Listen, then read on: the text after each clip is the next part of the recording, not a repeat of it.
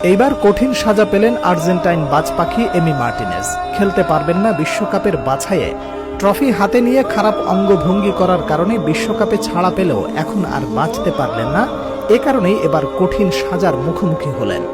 কিছুদিন আগে কলম্বিয়ার সাথে হেরে মাথা খারাপ হয়ে গিয়েছিল তার। এর আগে কোপা আমেরিকার ট্রফি নিয়ে যা করেছেন তা ছিল নেক্কারজনক।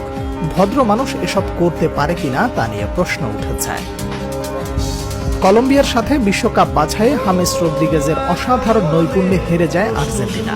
যে আর্জেন্টিনা কলম্বিয়াকে কোপা আমেরিকার ফাইনালে হারিয়েছিল, সেই কলম্বিয়া যেন আর্জেন্টিনাকে হারিয়ে সেদিন নিল প্রতিশোধ।